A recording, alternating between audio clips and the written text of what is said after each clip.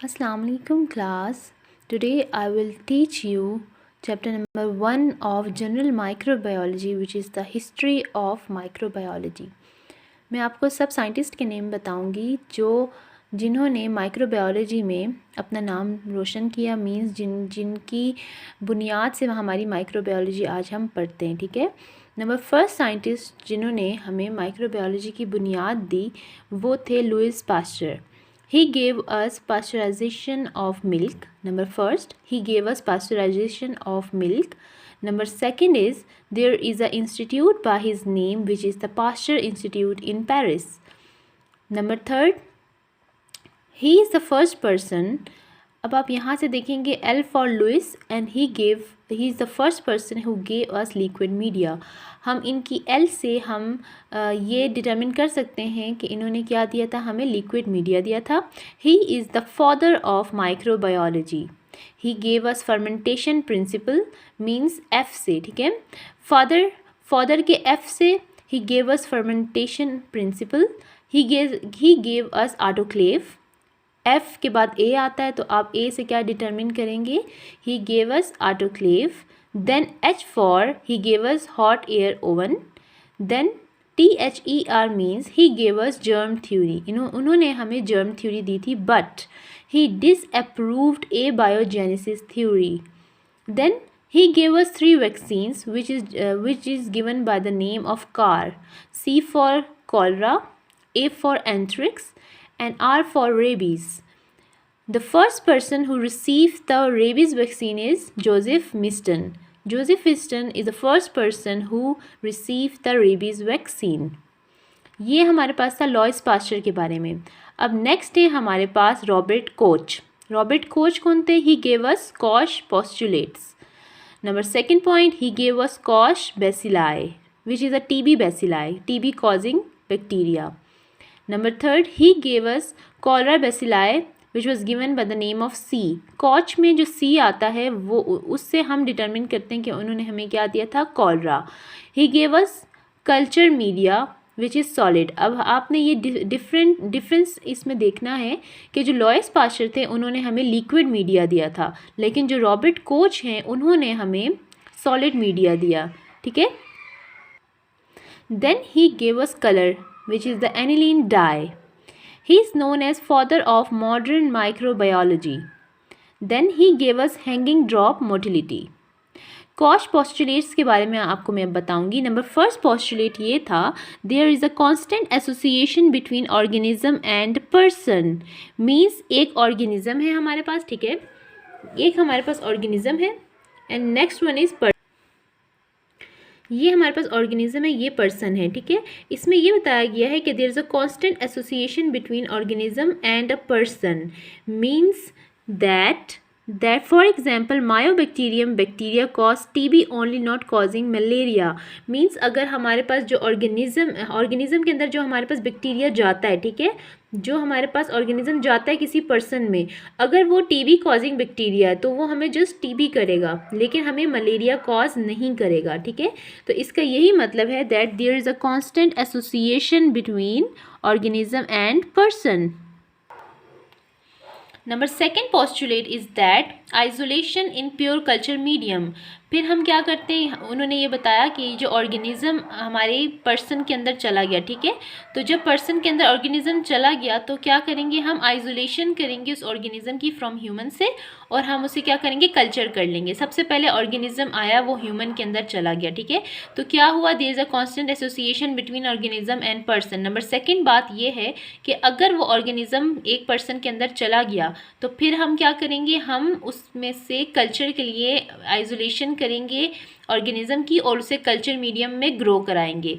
Number third is inoculation into experimental model should produce the same disease as disease caused by organism in human. Means कि हम फिर क्या करेंगे कि हम चेक करेंगे कि जैसे कि इन्होंने ह्यूमन में कॉज की है डिजीज़, तो क्या ये किसी ऑर्गेनिज्म ह्यूमन के अलावा किसी एक्सपेरिमेंटल मॉडल में भी कॉज करेगा या नहीं करेगा, ठीक है। तो हम क्या करेंगे, हम चेक करेंगे इन माइस में हम चेक करेंगे कि ये ऑर्गेनिज्म ने माइस को टीबी कॉज किया या नहीं। फॉर एग्जांपल हम क्या करेंगे, ऑर्गेनिज्म को माइस में इनोकुलेट कर देंगे। इनोकुलेशन का मतलब होता है इंजेक्ट कर देंगे, ठीक है।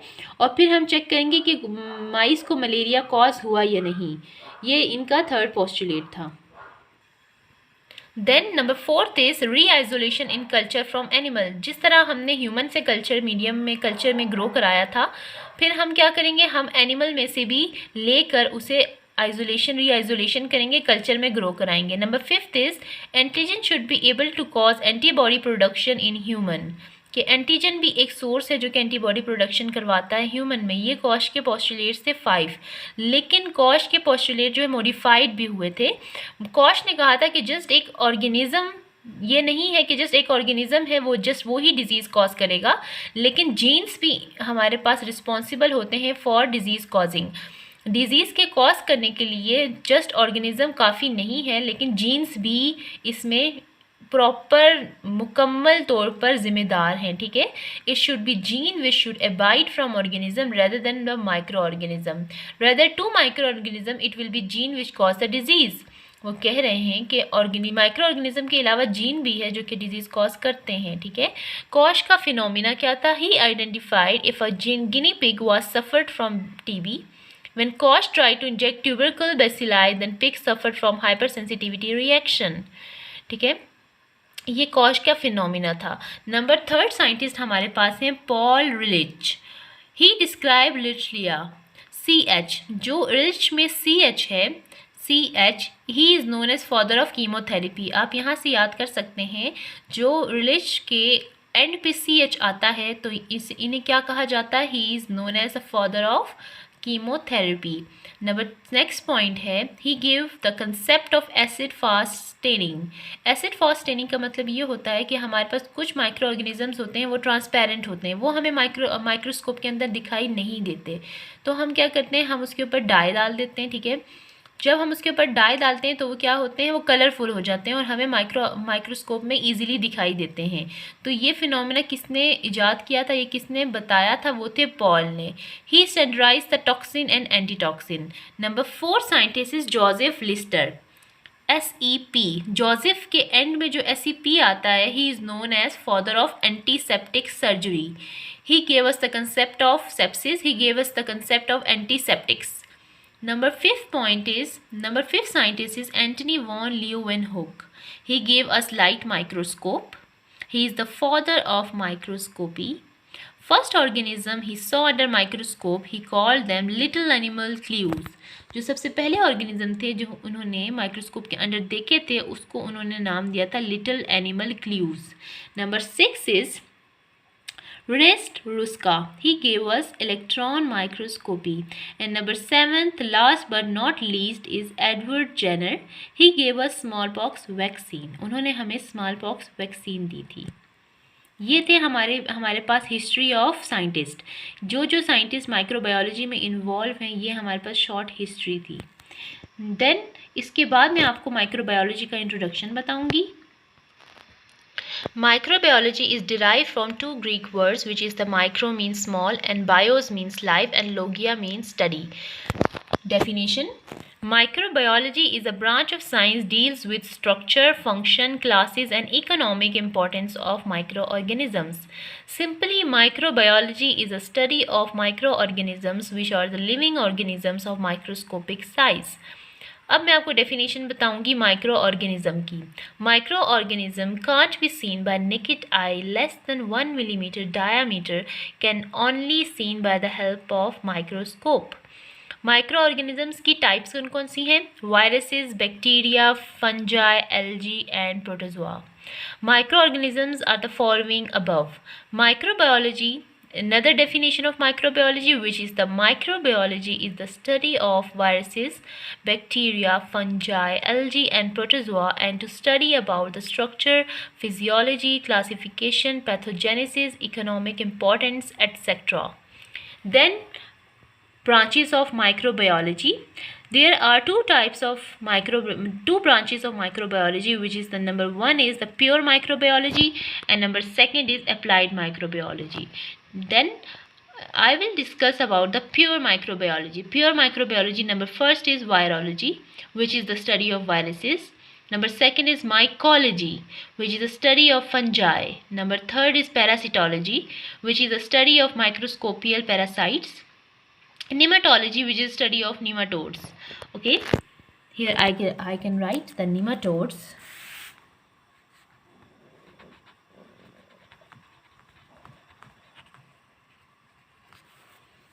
Okay, nematodes. Then number fifth is bacteriology, which is the study of bacteria. Number six is phycology, which is study of algae. Number seventh is immunology, which is the study of immune system and development of immunity. And number eighth is protozoology, which is the study of protozoa. Then I will tell you about the applied microbiology branches.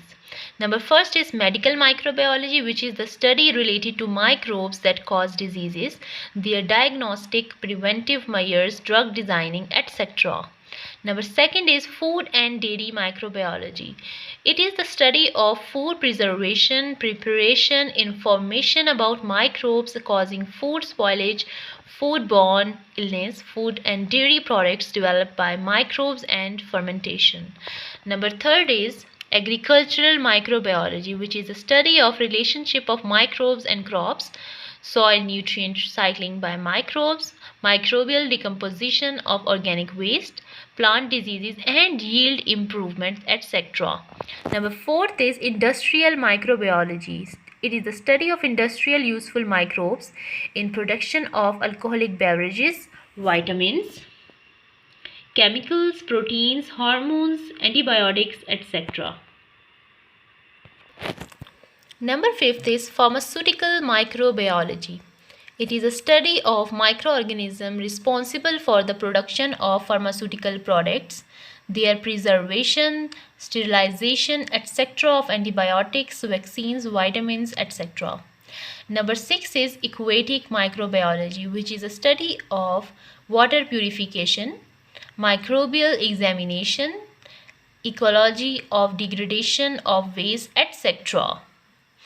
Number seventh is exomicrobiology, which is the exploration of life in outer space.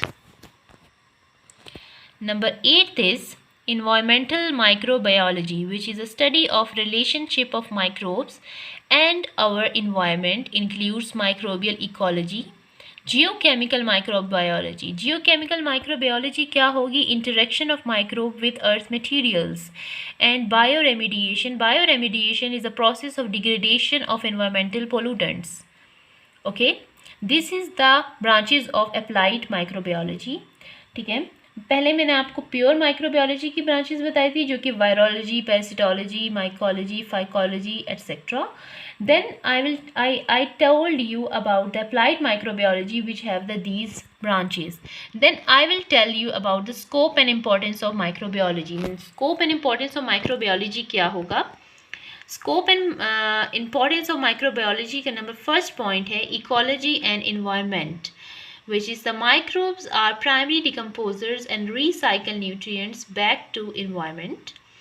It involves in natural biochemical cycle of sulfur, carbon, nitrogen, etc. used to clean up biological waste and toxic substances by the process of bioremediation. For example, petroleum waste are removed from Pseudomonas putida. Number second scope इसका ये है, it is used in agriculture. It involves influence of microbes on soil quality, prevention of plant diseases and production enhancement of crops, DNA technology, production of hormones, etc. Then food industry. Prevention of spoilage of food and foodborne diseases, microbial usefulness to produce bread, pickles, dairy products, yogurt, butter, etc.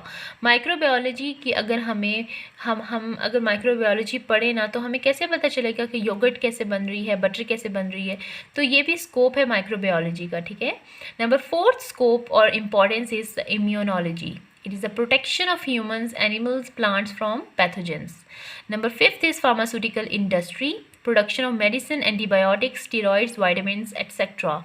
Number 6 is medical field, prevention of diseases. And number 7th is a beverage industry. Microbiology involves in the production of beer, wine, whiskey, rum, soft drinks, milk-based beverages, etc.